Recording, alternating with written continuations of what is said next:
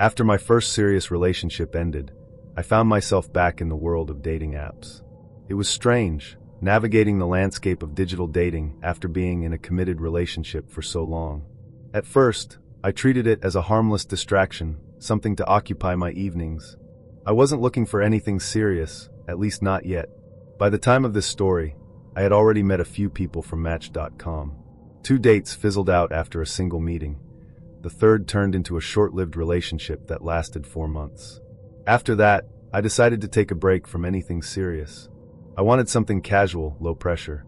That's when I matched with Kylie. Kylie's profile was unassuming but intriguing. She had an understated beauty, soft features, pale skin, and long, dark hair that framed her face. Her bio was brief, just a few lines about her love for movies and books. She didn't come across as overly flashy or attention-seeking, which I liked. There was a certain mystery to her, and I was curious to get to know her. We started chatting, and while the conversation wasn't electric, it was easy enough. She seemed shy, her replies short and to the point. Still, I thought it might be worth meeting her in person. After a few days of messaging, I suggested she come over to my apartment to hang out. She agreed without hesitation, which surprised me. Most people would have suggested meeting in public first, but I chalked it up to her being laid back and trusting. She said she'd be there in half an hour. True to her word, she arrived right on time. When I opened the door, I was struck by how quiet she was in person. She barely made eye contact, her voice soft and almost monotone as she greeted me. Still, I tried to make her feel comfortable, inviting her inside and leading her up to my room. My apartment wasn't anything fancy, just a modest 2-bedroom with paper-thin walls and creaky floors. My room was small but cozy, with a bed pushed against one wall and a TV mounted on the other. We settled in, sitting on the bed with a movie playing in the background.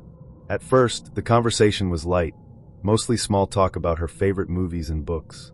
But as the evening went on, the silences grew longer and more awkward. I did my best to fill the gaps, asking questions and trying to keep the conversation flowing. But Kylie's responses became increasingly strange.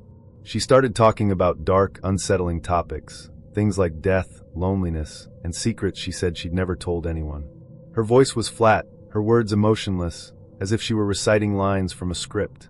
I tried to steer the conversation back to lighter topics, but she seemed fixated on the macabre. Then, out of nowhere, she said, "Thanks for letting me sleep over." The statement caught me off guard. I had invited her to hang out, but I hadn't realized she intended to stay the night. I hesitated, unsure of how to respond. Yeah, sure," I said finally. "That's fine." She got off the bed and asked if I had a blanket she could use for the floor. I grabbed a couple of blankets and a pillow from the closet, setting up a makeshift bed for her on the carpet. She thanked me, then laid down on her side, facing away from me. The room fell into an uncomfortable silence. I turned off the TV, crawled into bed, and closed my eyes. It took me a while to fall asleep. The whole situation felt odd. 2 strangers, barely knowing each other, now sharing a room. But eventually exhaustion won, and I drifted off. I woke up in the middle of the night, disoriented. The room was pitch black except for the faint glow of the streetlight filtering through the blinds. Something felt off. I sat up in bed and looked down at the floor where Kylie had been sleeping. She wasn't there. My heart started to race as I scanned the room. The blankets and pillow were still on the floor, untouched, as if she had never laid down. I flipped on the bedside lamp, the sudden light flooding the room. She was gone. Then I heard it, a faint voice coming from downstairs. It sounded like whispering, low and incoherent. The hairs on the back of my neck stood up. I strained to listen, trying to make out what she was saying. Was she on the phone, talking to herself? I quietly got out of bed and crept to the top of the stairs. Peering down into the darkness, I could just make out her silhouette in the kitchen. She was sitting in one of the chairs, facing the wall, her head slightly tilted. The whispering continued, soft and almost rhythmic. I couldn't make out the words, but there was something deeply unsettling about the way she was sitting there, completely still except for her lips moving. "Kylie?" I called out, my voice shaky. She stopped whispering. Slowly, she turned her head to look at me. Her face was expressionless, her eyes dark and empty. She stared at me for what felt like an eternity before turning back to face the wall. An icy chill ran down my spine. I backed away, retreating to my room and locking the door behind me. My hands were trembling as I grabbed my phone and called my dad. It took 3 tries before he finally picked up, his groggy voice filled with concern. "Dad," I whispered, trying to keep my voice steady. "There's this girl I met online. She's staying over, but she's acting weird. She's downstairs, sitting in the dark, whispering to herself. I don't know what to do." He sounded confused. "What do you mean weird? Is she drunk?" "Hi." "I don't think so," I said. "She's just, I don't know. She's creeping me out." "Listen," he said. "If she's acting dangerous, you need to call the police. Don't try to handle this on your own." As he spoke, I noticed movement out of the corner of my eye. My breath caught in my throat as I turned to see Kylie standing in the doorway, her silhouette barely visible in the dim light. I hadn't heard her come up the stairs. She stood there, completely still, watching me. I was frozen in place, clutching the phone to my ear. "Dad," I whispered. "She's in my room." The next moment happened so fast it felt like a blur. Kylie let out an ear-piercing scream and lunged at me, her hands wrapping around my throat. I fell back onto the bed, struggling to pry her hands off as she tightened her grip. Her face was inches from mine, her eyes wild and unhinged.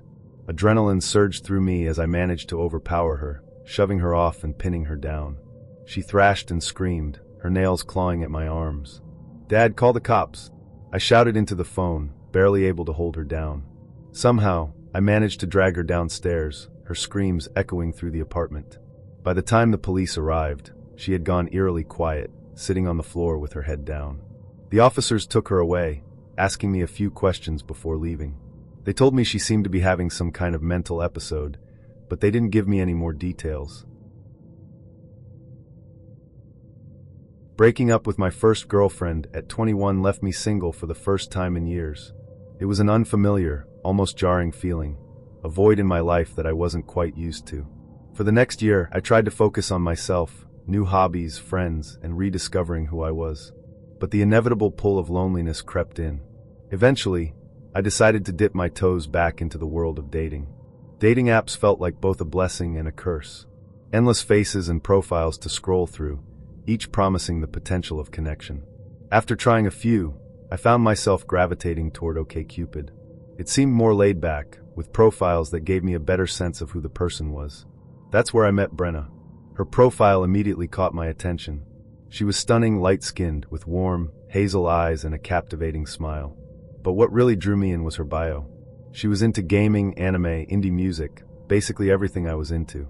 It felt like we'd click, and we did. Our conversations flowed effortlessly, and after about a week of chatting, we agreed to meet up. We planned for dinner. I'd pick her up at her house, and we'd grab something casual. The day of the date, I was a mix of excitement and nerves. By 6:30 p.m., I was parked in front of her house on the west side of town. The sun had just set, leaving the sky a deep navy blue. Streetlights buzzed faintly, casting an eerie orange glow on the quiet neighborhood. I texted Brenna to let her know I was outside. Minutes ticked by with no response. I stared at my phone, watching the typing bubble appear and disappear. Finally, she replied, "Hey, sorry about that. My brother's gonna meet you outside. He's being really annoying and protective." Her brother? I sighed, already dreading the awkward small talk. I texted back, trying to mask my irritation. "All right, no problem." The front door creaked open, and out walked a tall figure. As he approached, I noticed he was massive, easily 6'4", with broad shoulders and an intimidating presence. His complexion was much darker than Brenna's, which struck me as odd. They didn't even look remotely related. Still, I shook his hand when he introduced himself as Will. He seemed friendly enough, flashing a toothy grin as we exchanged pleasantries. Will started asking me a lot of questions, what I did for work, how I knew Brenna, what my intentions were. It felt less like a conversation, and more like an interrogation. But I played along, desperate to get past this awkward hurdle and finally meet Brenna. After a few minutes, Will said, "Come inside." Brenna's just finishing up getting ready. Reluctantly, I followed him into the house. The air inside was stale, with a faint metallic smell that I couldn't quite place. The living room was dimly lit, with mismatched furniture and cluttered surfaces. It felt unwelcoming. "Wait here," Will said, gesturing to the couch. "I'll go get Brenna." As he disappeared upstairs, I noticed 2 men sitting on the couch across from me. Their eyes locked onto me, unblinking. One had a scar running down his cheek. The other was chewing on a toothpick, his expression unreadable. "What's up?" I said, trying to break the tension. The The one with the toothpick barely nodded. The other just stared. I shifted uncomfortably, glancing around the room. That's when I noticed another man sitting at the dining table in the adjacent room. He was leaned back in his chair, arms crossed, glaring at me. My stomach sank. Something was off. Will's voice called down from upstairs. "I'm trying to find her. Hang tight." My pulse quickened. Something wasn't adding up. Why couldn't he find Brenna in her own house? And why were there so many men here? Instinctively, I stepped back toward the front door. My hand reached for the doorknob, and that's when I heard it. "Grab him!" The word sent a jolt of adrenaline through me. I flung the door open and bolted outside. Heavy footsteps thundered behind me as I sprinted to my car. My heart was pounding so hard it felt like it might burst. I barely managed to slam the car door shut before they reached me. A loud thud shook the car as one of them kicked the door. Another banged on the window with his fist, shouting obscenities. I fumbled with the keys, my hands shaking, until finally the engine roared to life. I floored it, tires screeching as I sped down the block. In the rearview mirror, I saw the men standing in the middle of the street, their silhouettes illuminated by the glow of the streetlights. When I got home, I burst through the door, still gasping for air. My parents were startled by my frantic state. I recounted everything, expecting them to be as terrified as I was. Instead, they seemed skeptical. "Are you sure you're not overreacting?" my dad asked. "Call the police," my mom said, though her tone suggested she wasn't entirely convinced either. I did. The police took my statement, and thankfully, a neighbor had witnessed the men attacking my car and corroborated my story. A few days later, I got a call from the police.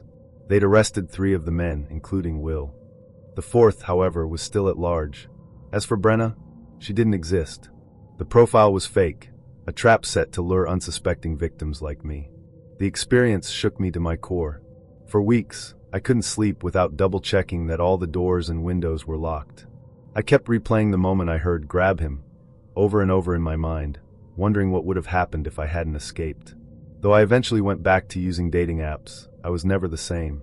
Every match, every message, every profile picture was met with suspicion. I learned to trust my gut, to read between the lines, and to always meet in a public place. The memory of that night still lingers, a dark reminder of how quickly something innocent can turn sinister. This story, I still get chills when I repeat it after all these years. I've used apps like Tinder and Bumble over the years, mostly for fun. Sure, I've had my fair share of awkward conversations and bad dates, but nothing could have prepared me for what happened in February of 2014. It was the dead of winter, one of those weeks where the snow never stopped and the streets were coated in ice. For someone like me who hated the cold, it was the perfect excuse to stay indoors, bundled up under a blanket with my phone in hand. That's when I downloaded Badoo. I'd heard it was more casual than some of the other apps, and I wasn't looking for anything serious at the time, just someone to talk to and maybe hang out with. I started swiping and messaging, juggling conversations with 5 or 6 girls at a time. Most of them fizzled out quickly, as they often do, but one stood out, Maria. Maria's profile was simple, almost too simple. No long bio, no quirky jokes, just a few pictures of her smiling softly at the camera. She had long, dark hair and deep brown eyes that seemed to draw you in. There was something understated about her beauty, something natural and unpretentious. Her profile said she was 24, just a couple of years younger than me, and lived nearby. We started chatting, and I was surprised by how quickly the conversation flowed. She was easy to talk to, funny in a subtle way, and seemed genuinely interested in getting to know me. Every time I heard the triple note ding from Badoo, "Maria sent you a new message," I felt a little jolt of excitement. After a few days of back and forth, I worked up the nerve to ask her if she wanted to hang out. She responded almost immediately, "Yeah, let's do it. What's your address?" That should have been a red flag. Most people wouldn't agree to meet at a stranger's house right away, let alone ask for their address without hesitation. But I was caught up in the moment, flattered by her enthusiasm. Without thinking, I sent her my address. Her reply came quickly, "Be there soon." I asked for her number, so we could text instead of using the app, but she didn't respond. I waited, staring at my phone, but after a few minutes, her status switched to offline. I figured she'd be back soon, and tried to distract myself by watching TV. An hour passed. Then 2. By now it was late, too late for someone to just drop by. I checked the app again. Maria was still offline. Feeling disappointed, I turned off the TV and went to bed. I woke up early the next morning to the sound of rain tapping against my window. It was still dark outside, the kind of gray, overcast morning that makes you want to stay in bed all day. I checked the clock, 6:30 a.m. Grateful it wasn't time to get up yet, I rolled over and reached for my phone. That's when I saw the notifications. Maria had messaged me 3 times during the night. My heart sank as I opened the app. The first message was sent at 3 a.m. "Hey, I'm coming now." The second at 3:20 a.m. "I'm here." And the third at 4 a.m. "I'm watching you." My blood ran cold. I sat up in bed, clutching the phone as if it might somehow explain the messages. What did she mean? "I'm watching you"? Was this some kind of joke? I noticed Maria was online again. Before I could think of what to say, another message popped up. "How did you sleep?" A wave of unease washed over me. My heart started pounding as I glanced toward the window. The blinds were still closed, but suddenly they felt paper thin. I got out of bed and peeked outside, half expecting to see someone standing in the rain, staring back at me. But the street was empty. My fingers trembled as I typed back, "Who the hell is this?" The reply came almost instantly. "Check your closet and find out." I froze. My closet door was directly across the room. I knew it had been closed when I went to bed, but now it was slightly ajar. The darkness inside seemed to stretch endlessly, an open maw waiting to swallow me whole. I wanted to believe it was a coincidence, that maybe I'd left it open without realizing it. But deep down I knew better. My stomach churned as I stared at the open door, waiting for something, anything, to happen. Then the door creaked. Slowly, almost imperceptibly, it began to open. Panic set in. I grabbed my phone and bolted out of the room, slamming the door behind me. My heart was racing as I dialed my older brother, who was staying with me for the weekend. He answered groggily on the third ring. "Dude," I whispered, trying to keep my voice steady. "There's someone in my room." "What are you talking about?" he mumbled. "I think someone's in the closet," I said. "Please, just come upstairs." A few moments later, I heard him stomping up the stairs. He was half asleep, wearing nothing but sweatpants, but he looked concerned when he saw the look on my face. "Are you serious right now?" he asked. I nodded, pointing to the door. "Just check, please." He sighed and pushed the door open, flipping on the light. The closet door was now fully open, but there was no one inside. He rummaged through the clothes and boxes, even checking the small crawl space at the back. "Nothing. You're freaking out over nothing," he said, shaking his head. "Lock your windows next time." It was only then that I realized my window had been unlocked. A cold breeze seeped into the room, making the hairs on my arms stand on end. I didn't go back to sleep that morning. Instead, I went to the police station to report what had happened. I showed them the messages on Badu, hoping they could track the person behind the profile. But it wasn't that simple. They explained that without a court order, they couldn't compel Badu to release any information. I was frustrated but tried to move on. For the next week, I slept with my bedroom door locked and a chair wedged under the handle. Every creak of the floorboards, every rustle of the wind made my heart race. But nothing happened. Then one night, I got another message from Maria's profile. "I'm coming back." I immediately blocked the profile, deleted the app, and changed all the locks on my doors. To this day, I don't know who Maria really was or what she wanted. But the thought of her, or whoever was behind that profile, still haunts me.